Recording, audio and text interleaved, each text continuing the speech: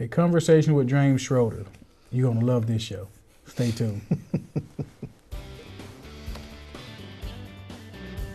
I'm transferring to the University of West Georgia.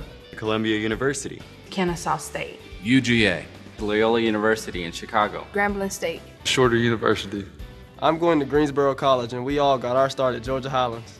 No matter where your educational journey takes you, you can get your start at Georgia Highlands College. Georgia Highlands College. Enroll, engage, excel.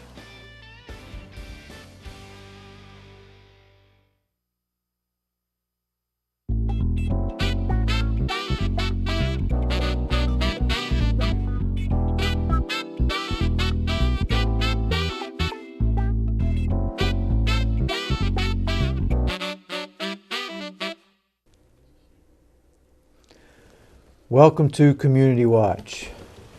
Greg, I notice you're holding some art. I am, and there's some interesting art. I mean, it's hard to see from the TV, but there's some interesting art. Now, I didn't know you were an art guy.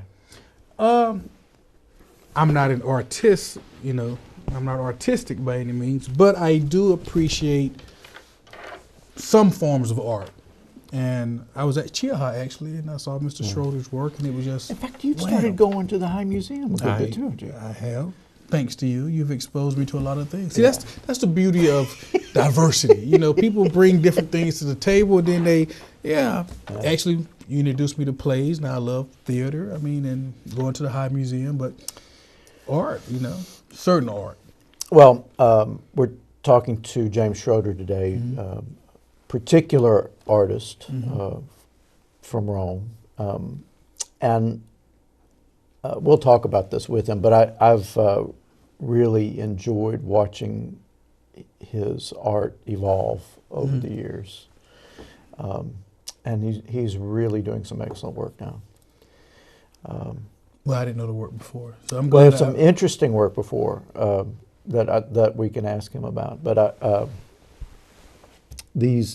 what we have today, and we have several to show when he comes out here, but there's some prints of larger works that he's created, and they look just really wonderful.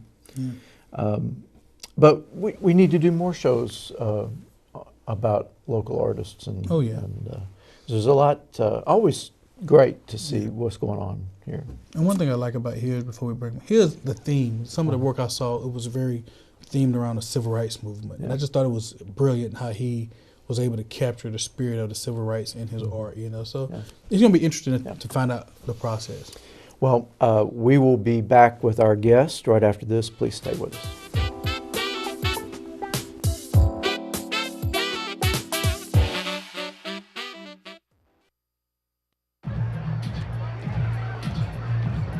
If you drive buzzed, it could cost you around $10,000.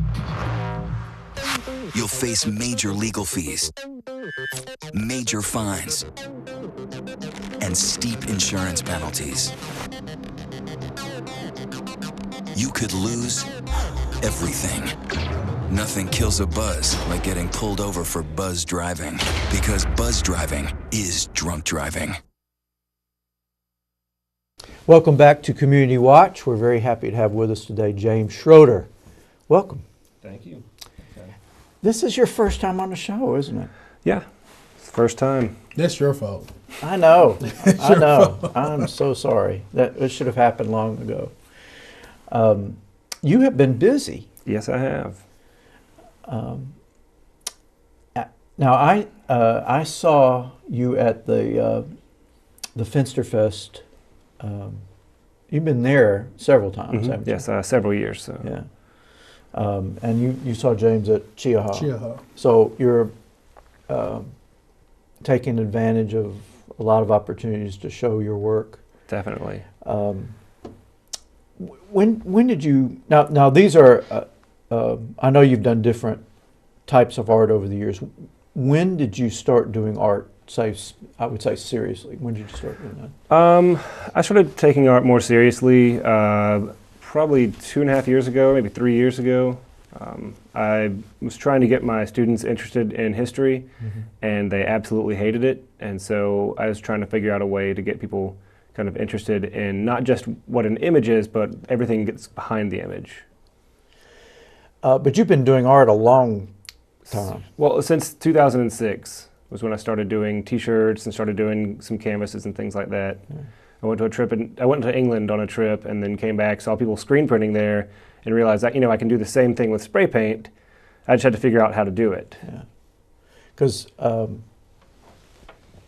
seems like I've seen your work on display at different places for a while. Yeah. Yeah. Now the works that you brought for us today the originals were painted on doors? Yes. So I needed to find something that was going to be big enough, but also flat, so I could use spray paint on it and not have overspray. And so I figured, and something that's light. And so I found some hollow core wooden doors that just sand them down, you prime them, and they're maybe 26 pounds versus a heavy door, or in a canvas that size is going to cost hundreds of dollars. A door is going to cost you maybe $20 or $30. So where do you get what kind of doors are you using? Hollow core. They're just they're the cheaper ones you can get at Home like Depot. Interior doors. Yeah, like interior doors with a little honeycomb inside. But I go to Garrett Salvage out in Coosa, and then just to Home Depot, and you can just literally just sand them down, prime them, paint them black, and you go from now. there. See that seems to me. That is the first time I have ever heard of door painting as art. So I mean, is this something you've seen anywhere else, or is this just hit you as this is what I need to be doing? Well, I needed something. I knew I needed something very big and flat. And I was at my brother's house, and there was a door that was painted, and I was like, oh my gosh, did you do this? And he lied to me saying yes, that he had done it. And so I went on believing my brother was this incredible artist, and then come to realize after seeing the guy who had done the painting, I was like, oh, I've been lied to. So then when I saw that, I started doing some doors and trying to do some different things on doors. And I've done one before, but it wasn't exactly what I wanted, because there was a hole still in it, and there was the handles and everything. But once I found, I did a Native American painting with all the names of the different Native American tribes, a lot of the different Native American tribes. So I did that and saw that I could do it, and then from then on, I think I did probably 5 or 6 different doors this summer. I think I've done 15 or 16 in all. So they take a while to do, but it's what I love doing. So James, how, like these, the ones you have here, for the most part, civil rights movement, even Muhammad Ali to me part of the civil rights movement. Oh, definitely. So what does a particular theme just come with you, or does it come and go, or do you go through phases of themes, or? Well, I love history. I always have. For whatever reason, not into math.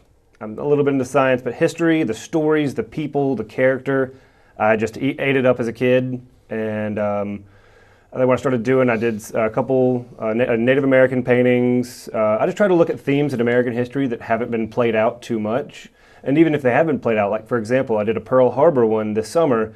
I didn't use an image. I just used what kind of made sense in my head. So it's the attack from the Japanese perspective as a plane rolls in, what it might have seen. So it's just things that just are important to me. And the civil rights, ever since an early age, I was taught the importance of the civil rights movement, of the certain people. And I'm afraid that in the classroom, kids know Rosa Parks and they know Martin Luther King, maybe Malcolm X. Unfortunately, there's a whole lot of other people that just don't get mentioned, and so that's what I want to do, is represent those people and use an image of the civil rights movement, but their names, so the people that died during the civil rights movement, the people that were the leaders, and even in the picture you have there, the police officers and the dogs are made up of people who stood against the civil rights movement. Explain this, since we can. So that's Birmingham, 1963. It's where it's famous images of the fire hoses being released on children. You have the police dogs, and so both the dogs and the police are made up of people who stood against the civil rights movement, and actually are some of the people who murdered some of the people who were like martyrs.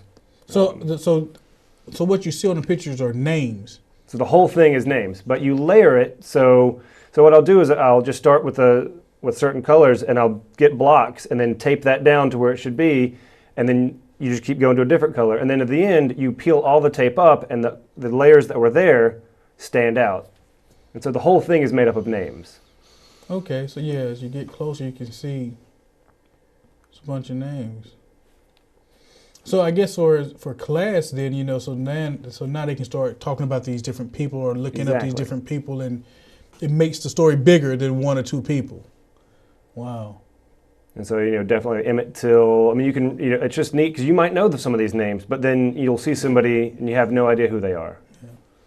So the names are something you begin to apply. That's so what I'll do, that's probably the first thing I'll do. I'll hand cut all these names out of either Bristol paper or watercolor paper, which takes about a week. And I'll probably misspell some, so I've got to redo them. But, you know, and so you just start, once you start a color, you just start going over and over and over in layers of different colors. They're different, same color, but different styles of that color. Over and over and over again, and eventually have a block covered up, then you tape that down, and then you go to the next color and the next color. And then what about the image itself? How do you develop it builds that? It builds from the layers. So you'll start out with just your black detail lines, like in here, and then you'll start with a different color, and you keep adding, and eventually the people form out of those colors the blocks that you lay. So it's very tedious, then, I'm thinking.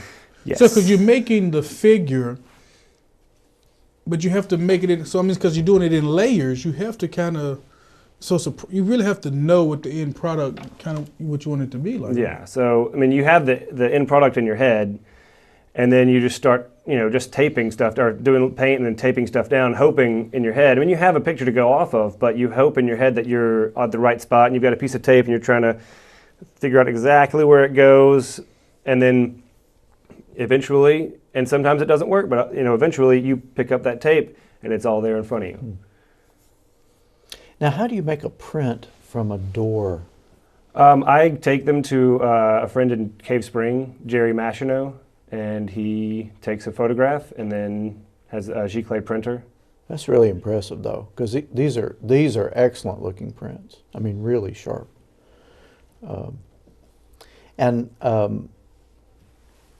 Do you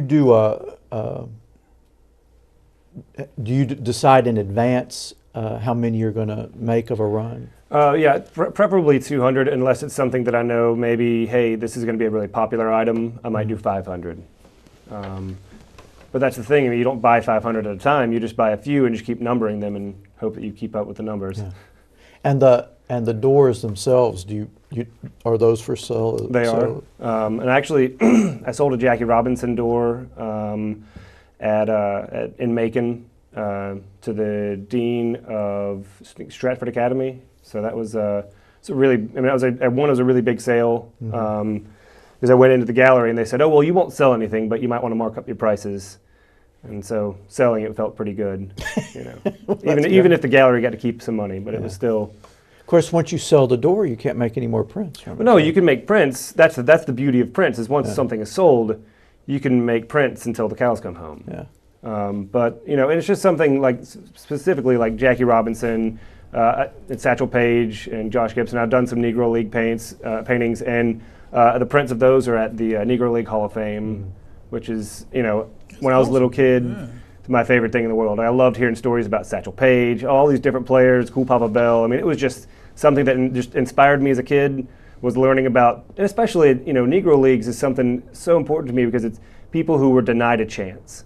And it's just like some of these people, you know, like I'm a Man or some of these civil rights marchers, it's like the dream might have died for some of them, but it continues with other people who have been given a chance. And so that's what, to me, like doing paintings of the Negro Leagues, it's incredible because these people were just, it's so sad because they were denied a chance to do something that, you know, no one else could. And it's just, I don't know. And some of them got that chance, but a lot didn't. When you think about it, though, Jackie Robinson, when he gets to the major, he's really past his prime. Oh, definitely. You know, but he's the MVP, but he's past his prime for most baseball players. And definitely Satchel Paige. Satchel Paige was like 100 years old. I mean. So, but go ahead. Well, I was just saying we're coming on a break pretty soon. Okay. When we come back, I want to hear some details about the other work that you've brought, and talk some more about what you're working on. Okay. So stay with us. We will be right back after this.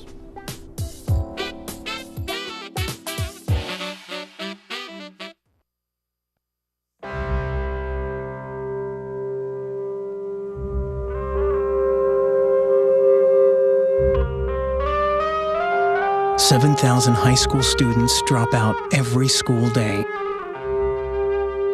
That's a line of desks more than 4 miles long. We can keep students in school. Visit boostup.org and take the first step.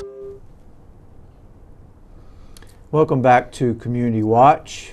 We are talking with artist James Schroeder, and you are looking at one of his works, which is a print from a work he's done on a door. And this one is really very impressive. It really is. I mean, the camera and that it's hard to get the true effect looking at it on the TV, but it's impressive. And when you think that it's all names, so when you just start looking at these names, and it makes you want to go, who were these people? So, James, you want to tell us a little bit about this while we're looking at it? Yeah, so this is the sanitation strike right before Martin Luther King lost his life. And so these were some of the protesters. It's a pretty iconic image. I decided to do this after the decision of the Eric Garner case of the non-indictment came out. I was pretty upset. Actually, I almost used some of the names of people that have lost their lives in the past couple of years at the hands of police brutality. I haven't done that yet. I still might do it, but I just want to do another really big civil rights piece, and I love the blue background. Just as there's so much tension here, and then yet a peaceful blue background just kind of emphasizes the nonviolence of it. Now, what's the size of this print? I believe it's 18, I think maybe 36 long. So it's a good size. Yeah, it's you a can good lay that size. one down. Yeah, you can put it down now. And so when you start out with a print like that, so how long does it take you from start to finish, from concept to the door is finished? Oh man, a concept. When I'm at a art festival, I'm sitting there with a pad thinking, okay, what can I do? And some people give me suggestions, but I'll find the picture. It usually takes about 2 to 3 weeks, and hopefully, I have some time off from school or something like that. Usually, like on this one, there was a day where I worked 8 a.m. till 4 in the morning. I mean, I'm just going pretty much nonstop. Once I get in a groove, I can't stop. I can't I'll just go take a break. I'll go leave, or I'll do no. I have to finish it. And then you'll do a layer, wake up next morning, do another layer, lay the tape down, do another layer, and so you've got to stay ahead of it, and I can't stop. You know what I mean? Because that's the thing. And I use these names because so many people are being forgotten. So many events, so many historical moments are being forgotten. So who's remembering them? My hope was that somebody would see this at a coffee shop or something like that, and if they don't know who it is, Google a name, and then they'll look at like Bayard Rustin. He was not allowed. Bayard Rustin, civil rights organizer, helped organize the March on Washington. But he was a homosexual and was, very, blacklisted, even from his own people, and it's very sad. And so, I want that name on there because that name needs to be there. So discrimination within discrimination. You're fighting discrimination, but yet you still have these aspects of discrimination. Definitely. And no one's perfect, and that's actually what is important that I think our kids need to know is that your heroes aren't perfect. In fact, it's even better when they're not perfect because they need to have those flaws. Those character flaws that make them endearing. So the names are carefully chosen. Mm-hmm. And I went through the Southern Poverty Law Center, and figured out I looked at people who had lost their lives to either police or to the Klan during the Civil Rights Movement from the early 50s all the way up. famous lynching cases, and so I went and I read as much as I could about them. Like Viola Liuzzo, she came down to help register voters and was murdered, and then the FBI went out of their way to make her look bad, to discourage other people from doing the same thing. Like Schroeder, Cheney, the Mississippi Burning, that movie, those guys, just like those stories are being forgotten. Kids know Martin Luther King, they know Rosa Parks, they don't know the other freedom fighters because it's just there's so much curriculum to be taught and to get kids ready for a test, and it's just. Well, I would even argue, James, that they know the name Martin Luther King, Rosa Parks, but I as an educator myself, I doubt they really know the stories. They know some of the. Like I know that they know the "I Have a Dream" speech, but do you actually know the content of the speech? So but I think this is a great way, and one of my favorites because Martin Luther King and Muhammad Ali and Malcolm X were my two favorite heroes. When I look at sports people today, I compare them to Muhammad Ali. I mean, when you think about what he was willing to give up at the prime of his career and for his beliefs, unifying people, and people don't think about this, but early African American comedians, Richard Pryor, to me, he brought white audiences and black audiences together, and they're all laughing about the same thing they couldn't do earlier. And that's just, you look at Bill Cosby or Richard Pryor, some of these people, are just as influential as some civil rights leaders, because that's what they're doing. If not more, because they definitely created the audience. And sports is something everybody can appreciate. And Muhammad Ali is, to me, he's the greatest for a reason. And so, this painting is made up of all the names of the people he defeated during his career. Wow. I'm going to have to get that one. But I'm a Muhammad Ali. So, other than art shows and festivals, where can people see your work? It's at Swift and Finch right now. I try to go to different galleries. Unfortunately, there's just not a lot in Rome. So, Swift and Finch is about the only one. So, really do they have your work for an indefinite period? They'll have it up through February, and it's just usually like a 2 or 3 month run, and then maybe something the next year or something like that. So now is the time. Yeah. Now is the time. So do you have a lot of other civil rights prints, or? I do. I think I've done, I want to say 6 different civil rights pieces right now that are there. We got this one about Little Rock 9, Martin Luther King. There's the one about the I Have a Dream speech. That one. There's a John Lewis, his mugshot, which is cool because he actually, Wendy Davis, our city commissioner, gave him one of the prints. And so I've got a picture of him holding it, which is coolest thing in the world.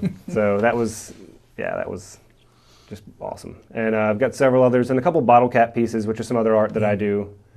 Which, but what I really appreciate about the art, Doc, is that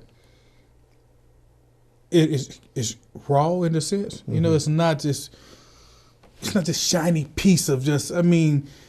It's just something about it, the rawness of it and the beauty of it, and it's not perfectly symmetrical. Everything is not perfectly lined, and it just kind of speaks to the struggle to me. That the struggle was not beautiful by any sense, but it was powerful. Yeah. And that's kind of how I look at the art. That is, like everything is not properly proportioned.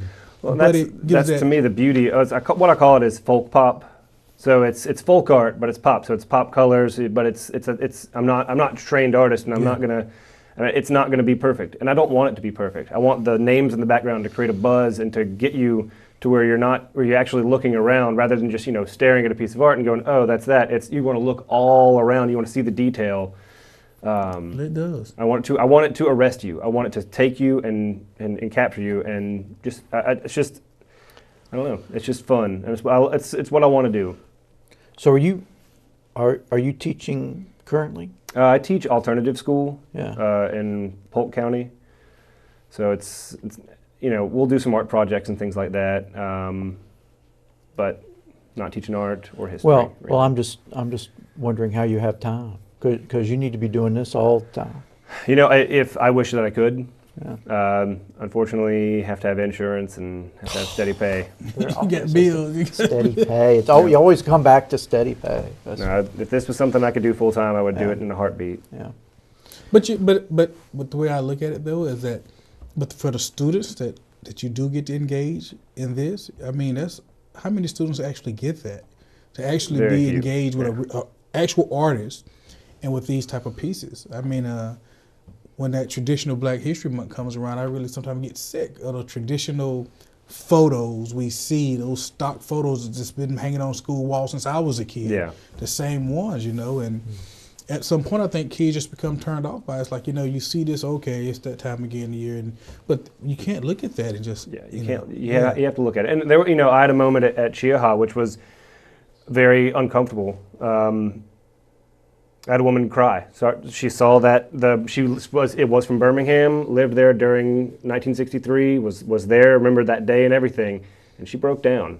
And it was a surreal moment for me. I mean, obviously I felt bad for her, for her emotions coming out. It was very uncomfortable, but it was neat to me that something that I painted made someone cry. Yeah. And that was just, it was a very, very weird feeling. But it had to be one of those weird, very empowering feelings that your art has this much power, and it's just important that, you know, because I'm quite sure she's seen pictures before, but that picture spoke to her. I mean, it has to be. Well, and I think the names, especially in that picture, was so much confliction, having the people that died and then having the people that actually murdered them in the same picture, and it's that, and red and blue are going to be conflicting colors. Yeah. It's just, it's very intense. Well, so your work through February is going to be on display at Swift and Finch, the coffee shop, which is on the Broad Street corner of Broad Street and 6th? 6th, I guess. It's where Clyde Collier used to be, right right across from the auditorium. Right? Okay. Yeah. So that's an excellent opportunity to get a close-up look at James's work. And can they buy it from there? Yeah, there are. You can buy the originals, and there are also prints for sale. Okay. All right, we are coming up on a break. We come back, we'll give you that information again so you can have a look and perhaps purchase some of James' work yourself. Stay with us. We'll be right back.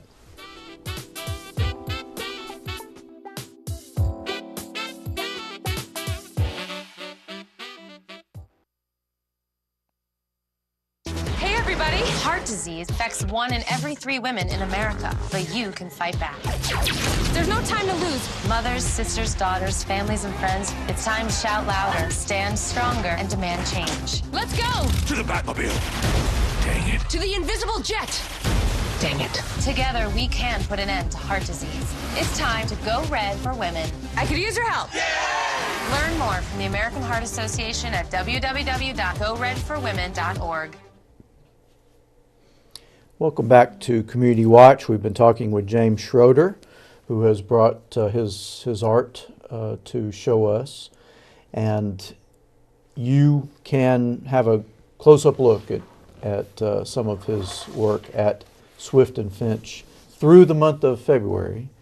The coffee shop on the corner of Broad Street, and I think it's 6th, right across from the Rome City Auditorium in any case. And how many different works would you say are there? I think I have 14 different paintings, and then 2 bottle cap pieces. Okay. So a good variety of things to look at. And I'm sure you can reach out to James through Swift and Finch. That, or find me on Facebook or something like that. Okay. You're doing some great work. Thanks. Thank you for being here today. Thank you. And thank you for joining us on Community Watch. We'll see you next time. Bye now.